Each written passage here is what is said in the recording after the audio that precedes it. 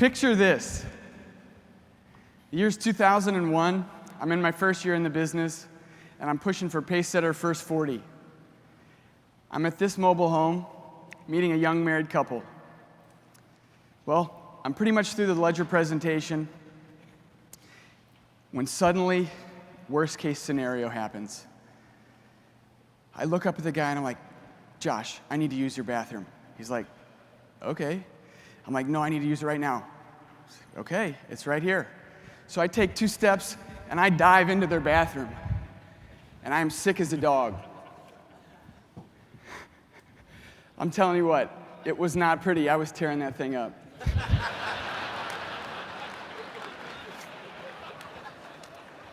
So I'm sitting here, totally humiliated, thinking about what has become of my life. All I wanted to do was hit Pacesetter, and here I am out in the boonies, in a trailer, in their bathroom. Could things possibly get worse? I got bad news. They can. I look over, and there's no toilet paper. Yep. So I lean forward, I look under the sink. You guessed it, nothing. They're sitting like 5 feet from me in this. So what do? I'm sitting there, I'm like, hey, Josh. He comes to the bathroom, he's like, yeah, Matt, what's up? I'm like, dude, you're out of toilet paper. He said, my bad, I'll be right back. He comes back and he says, Matt, we are out of toilet paper.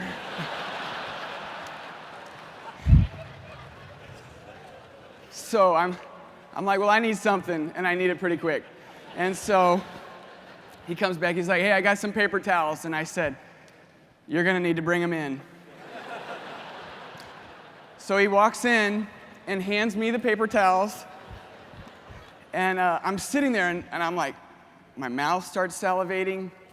I'm like, oh, I think I'm gonna throw up. And I turn my cheek sideways, fling open their shower curtain, and barf in their tub.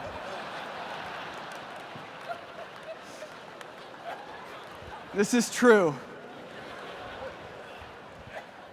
So I finally get myself cleaned up, but I'm looking at this tub like, what in the world am I going to do with that? So I look under the sink again. They didn't have toilet paper. I don't know why. I thought they might have some cleaner. Sure enough, they had some Drano. So I grab the Drano. I walk over to the tub, open it up, and pour the whole thing in their tub, hoping to maybe mask it a bit. And so it's been about 15 minutes now. I'm totally sweating. Really bad. So I'm looking at this tub thinking, how am I going to clean this? So I turn on their shower and I start cleaning their tub. You know they're sitting 5 feet away thinking, is he taking a shower? It was probably a good idea had I done it, but I didn't. So I now have to go out and face them again. So I walk out. They're sitting right here. I sit at the kitchen table. I got good news and bad news. The good news is, that night, I filled out apps for 2 term policies. They became my clients, and I hit Pacesetter.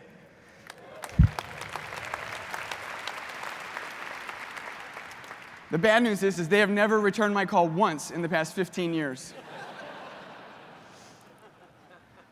So I share that story with you, because if you think you've had a bad day or a bad appointment, it can't be worse than that. But really, to segue to the title of my talk today, it's you don't have to have guts to succeed. Okay? What I want to do today is just be totally transparent. I already was. But in doing so, my hope for you is that it helps strengthen your passion for this life and this great career. Also, my hope is that it helps to make you more persistent, to never give up when things are tough. And finally, to help you strengthen your purpose in life, to really find your why.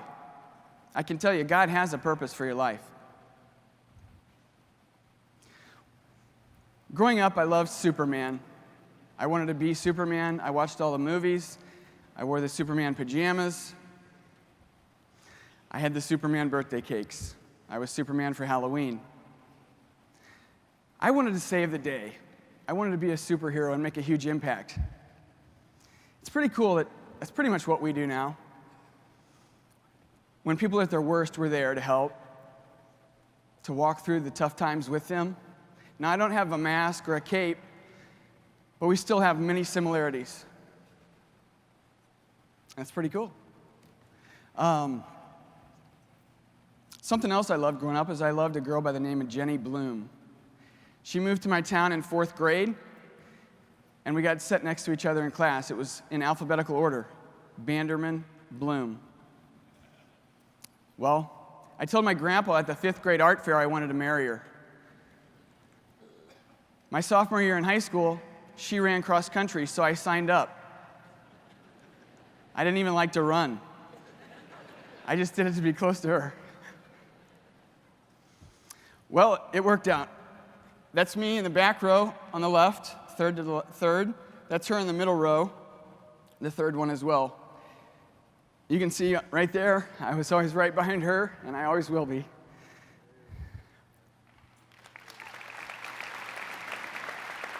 Well, good news, it worked out. I asked her to junior prom, and she accepted. We've now been together 21 years and married for 14.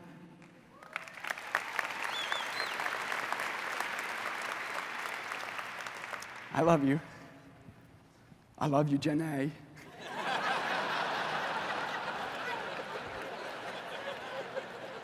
I'm not a smart man.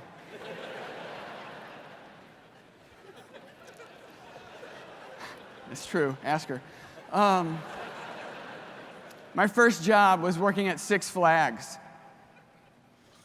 This is when minimum wage was $4.25 an hour. If you worked nights, though, you could make $8.50. So I worked nights, and I got a promotion to cleaning the bathrooms at Six Flags. Do you know what they do in the bathrooms at Six Flags? I can remember coming home after a couple weeks and telling my mom, "Mom, I'm quitting. That's the worst job ever." And she said, "Honey, you can't quit." And I said, "Why?" And she says, "Because our family doesn't quit." I thank you for that, Mom.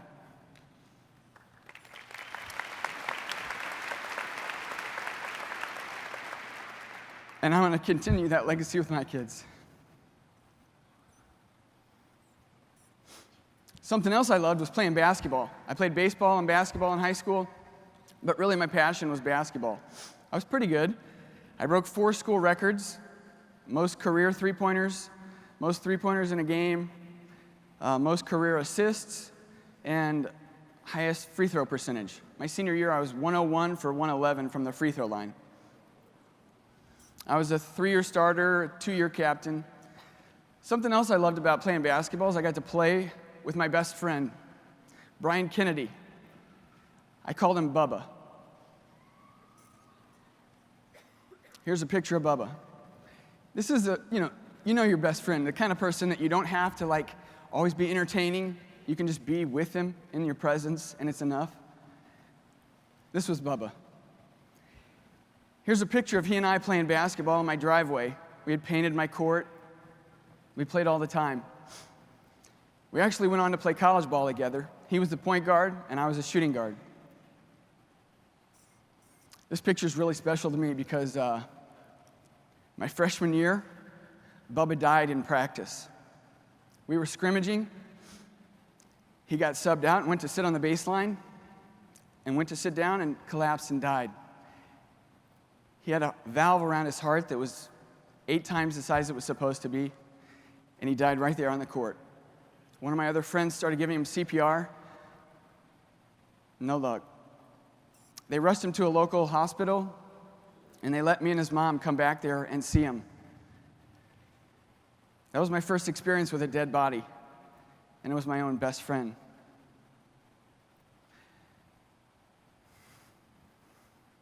I'll tell you, life is fragile. We were literally scrimmaging, and 2 minutes later, he was dead. Don't take life for granted.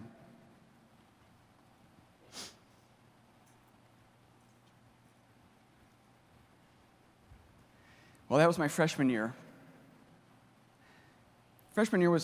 Sophomore year was phenomenal, though. That year, I was still playing basketball. I was the president of my class. I was the homecoming king in my university. And I started working at J. Crew, selling clothes. You know how many 16-year-olds invited me to prom that year? Anyways, while working at J. Crew, someone asked me to model. So I said, okay. Here's a couple of the pictures. You should see my portfolio. It's phenomenal. The nudes in particular, they're so tastefully done.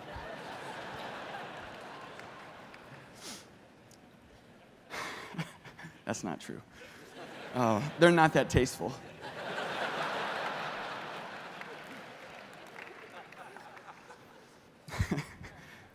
So, we're headed from St. Louis to Kansas City for my first big modeling gig. And I was excited about it, so I invite my mom and my stepdad, Jenny, and me. We all pack up in my parents' Cadillac. It's an '89 Cadillac, this big old steel boat. And on our way there, a drunk driver crosses the center line and hits us head on. There's a picture of the car. So in the front seat, there was a shoulder strap. In the back seat, all there was just the lap belt. My stepdad got hurt bad. He's now totally disabled. My mom broke her femur, her arm, hit her head on the dash, had head trauma. Jenny and I in the back seat, the seatbelt basically hit our stomachs, hit our spine, broke our backs. I woke up in ICU. When I woke up, they told me I would never eat or drink again. They said I'd never play sports again. I was going to be tube-fed for the rest of my life. I'll tell you what, that's heavy. That's hard to take. My whole family was in the hospital, so I didn't really have people. Who I had there to support me was my dad and my grandparents. At one point, when I was at the lowest, my grandpa mentioned Romans 8:28. And what it says is, all things work together for good to those who love the Lord and are called according to his purpose. I'll tell you, at that moment, it was hard to see any good. They had just given me a death sentence. So I have 12 inches of small intestines. You have 25 feet. I have 18 inches of large intestines, where you have 6 to 10 feet. So total, I have 2.5 feet, where you have about 40 feet. Here's a picture of me 6 months after the accident. I went from 177 pounds to 124 pounds. You can see the wires coming out of my chest. I was hooked up to a machine for 16 hours a day. That's where I got my nutrition. I have an ostomy bag on my stomach. Essentially what an ostomy bag is a plastic bag cemented to your stomach. My intestines were put apart, and I couldn't eat for 6 months.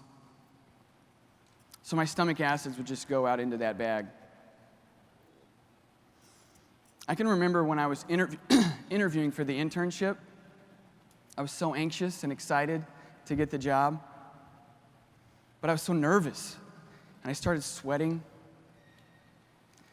Well, in the interview, I was in my one and only suit, started sweating, and I could feel that ostomy bag start to leak.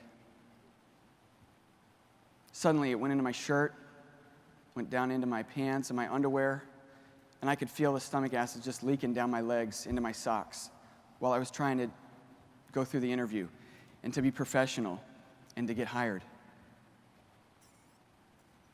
Well, I got the job. I can remember walking out into the elevator on the 10th floor. I opened up my jacket, and I looked, and I could just see green stomach acid all over myself. I can remember going down that elevator, just breaking into tears and crying, thinking about my life. I'll tell you, we can't control what happens to us. We can control how we respond. And I love this quote by Martin Luther King Jr. It says, if you can't fly, then run. If you can't run, then walk. If you can't walk, then crawl. But whatever you do, you have to keep moving forward. I love that. So what I do, I kept moving forward. I was still able to graduate in 4 years. I gave the commencement address at my university. Here's a picture of me starting at Northwestern, graduating from my Rhino class. That's my managing director at the time, Phil Bender. Hey, Phil. Love ya. So then I went full-time and got to work with John Qualley, my managing partner. John totally changed my life. See, I wouldn't tell anyone about my health. I was so embarrassed. Before this, I was so concerned with my looks and what people thought of me. I wanted people to like me and think I was cool. Now I've got a trash bag on my stomach. That's really tough. I later on had more surgeries. I ended up having 13 surgeries. No longer do I have an ostomy bag, but thank God. I still have nightmares about that. So working with John, though, he challenged me to be transparent with people. He said my story was really impactful, and I could make a huge impact in people's lives by just letting them know where I'm at in life, how things are going. It helped, especially when I started working with the medical market. They were very interested in my health. But I went from being really embarrassed to really transparent. Here's a picture of me without a shirt. More the nudes. I actually never did nude photos, okay? So you can see I have a doozy of a scar now. I have a port in my chest. Every night, I have to do this thing called TPN, Total Parenteral Nutrition. What that is you go through this whole sterile technique, mask, gloves, and stick a needle. I have a port in my chest. Stick a needle in my port. I'll tell you, that is not natural. Stand there with a needle, getting ready to stick it in your chest. I can remember I used to have the home health nurse come in and do it because every night around 8 o'clock I'd start getting nauseous, knowing I was getting ready to have to stab myself. But just standing there holding the needle, it's just not natural. So, I have to do this stuff, TPN, Total Parenteral Nutrition, and it takes 9 hours a night. That's where I get 80% of my nutrition. I get 20% from eating, but the majority of it is from this, and it takes, like I said, 9 hours. So now that I'm running Monday morning meetings and stuff, I really have a hard time when my team shows up late. I'm like, listen, man, I started getting ready for this meeting at 9 o'clock last night.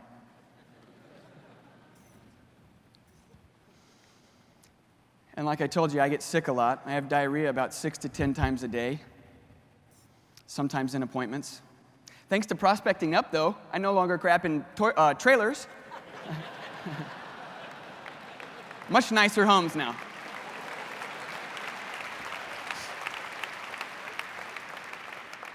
But also because I go to the bathroom so much, I lose a lot of blood. I become anemic. I only have about half the amount of blood in my body that you have. So they say that means I only have about half the amount of energy that you have. So I also take about 20 meds a day, some of which to slow my bowels down so I can get some nutrition from eating, and so I'm not in the John 24/7. But some of those meds caused nausea and drowsiness. I was really nervous about my talk, hoping to make sure I could recall everything I wanted to say to you. But I wasn't a very good test taker before. You add the meds, and I've really struggled. Have any of you guys struggled taking any of the insurance or securities tests? I'm the only one? I see that hand. I feel like a Baptist preacher. I see your hand.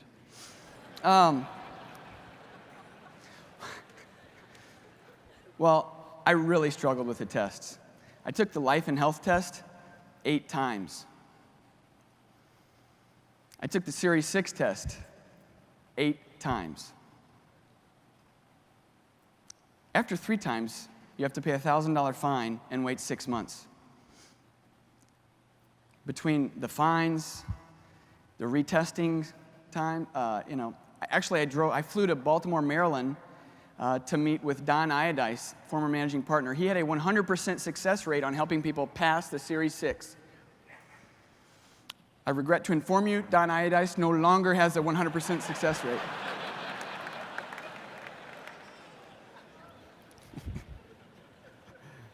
I got a 69 on the Series 6 7 times. That's missing it by 1 question. And then the other time I got a 68.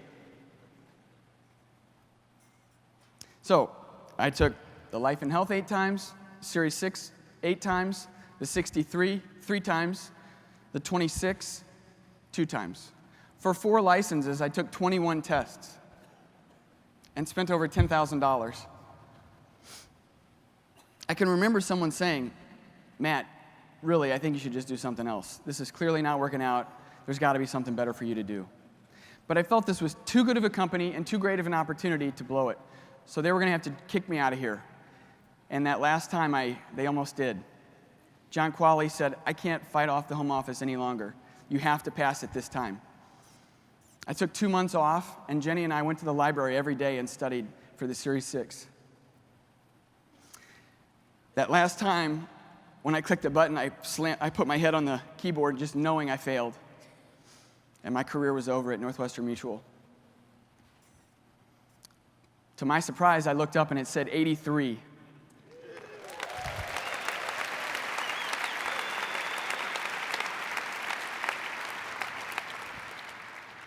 I started screaming and hollering in the testing center, and you know that's a big no-no. I hugged the lady as she was escorting me out.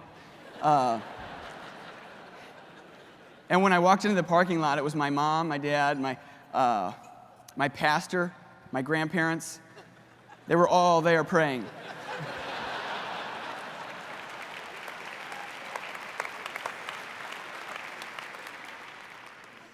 I love this quote by Jordan. He says, if you quit once, it becomes a habit. Never quit.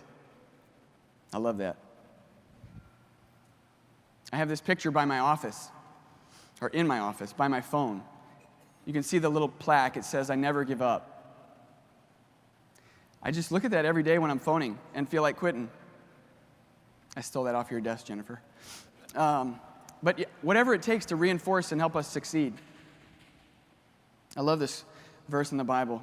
Galatians 6:9 says, let us not grow weary of doing good, for in due season we will reap if we don't give up. That so reminds me of our business. Delayed gratification. Well, I'll tell you, this is a tough one.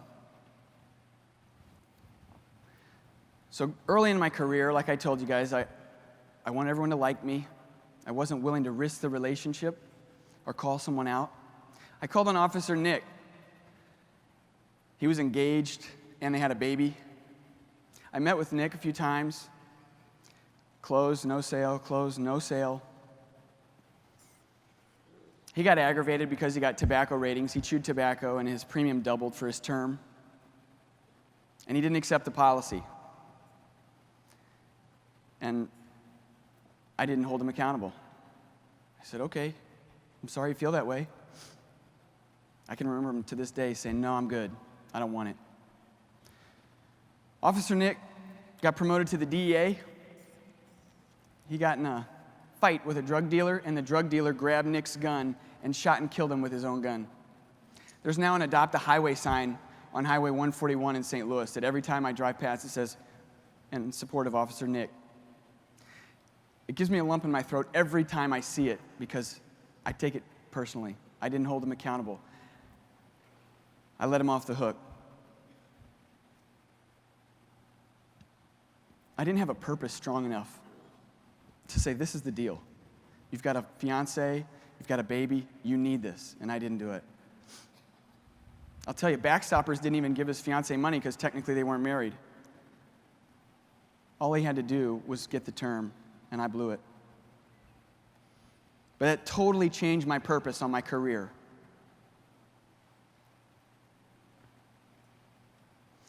Today, I have a strong purpose. I hope you get one. My purpose is to make an impact in people's lives by being transparent, holding people accountable, and leading by example. What's your purpose?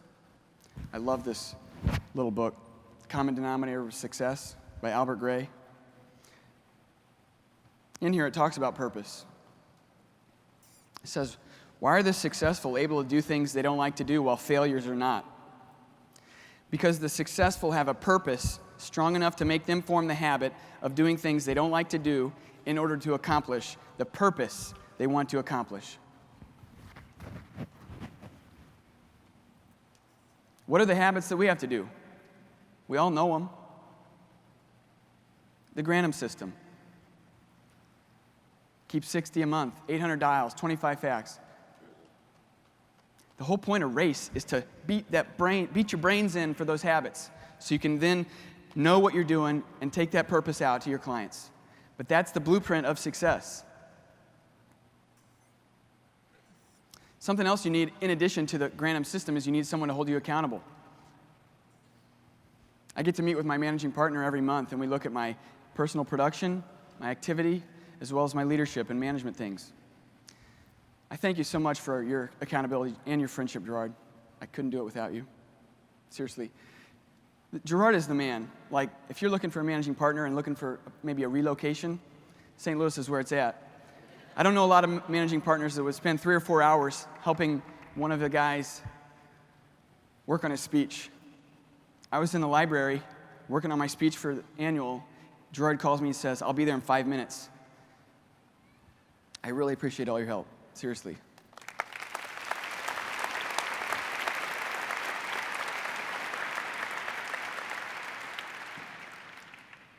I love this quote by Christopher Reeve, my superhero. He says, a hero is an ordinary individual who finds the strength to persevere and endure in spite of overwhelming obstacles. So we all know the ratios here in the business. We also know the statistics on new reps. It's not great. I would call it overwhelming obstacles. But here's the thing. If you can find the strength to persevere, you can be a real hero to a lot of people. Let me tell you about my friends Justin and Tara. They were high school sweethearts. Jenny and I were high school sweethearts. We went to the same high school together. Justin then went on to the NFL. This is the kind of person you want as a client. I called them 4 times a year on his birthday and age change and her birthday and age change. But the whole time, they were holding me back. They're like, no, I'm good. We're good, Matt. We don't need it.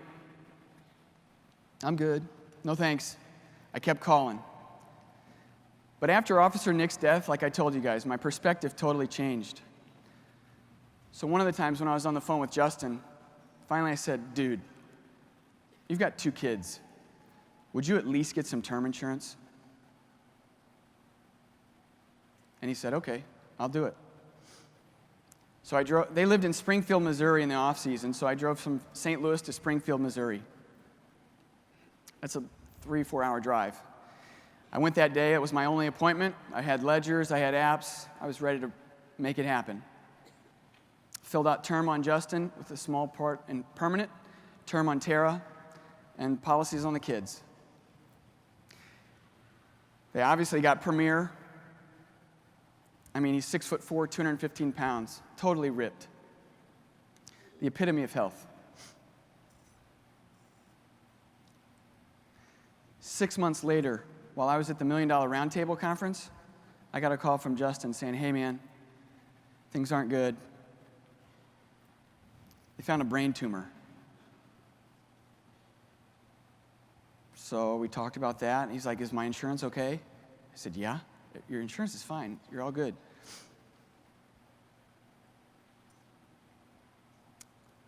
But he wasn't all good. That day, Justin got an excruciating headache, went into the emergency room, and he died the same day I talked to him. They actually kept him on a ventilator for 2 days, and he died on June 15th, 2 days after I spoke to him.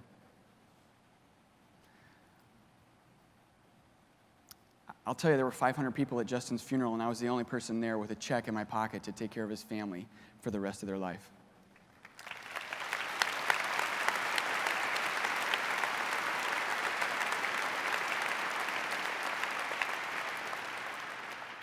As a new rep, it's tough calling on your friends and family. They don't look at you like this.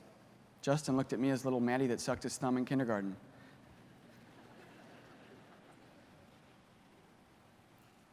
Here's a picture of me and Tara at one of our recent reviews. If you look, you can see the picture of Bubba and I in the back in my office. But every time I see Tara, she thanks me for being so persistent. And she thanks Northwestern Mutual for being so phenomenal to her and her family. So, I ask you, what fuels your purpose? For me, it's my family. We need to find out what it is for you. In closing, I want to say, don't ever let someone tell you you can't do something. The doctors told me I'd never eat or drink again. I'd never play sports. I can now eat and drink like normal. I play basketball in the men's league. I've ran 5 half marathons. Someday I'm going to run a full. I work full time. Northwestern declined me for disability insurance. They said I could be on full claim disability right now. So whenever you start to question yourself and falter and maybe think, I don't have what it takes, I want you to think of me. And remember, you don't need guts to succeed.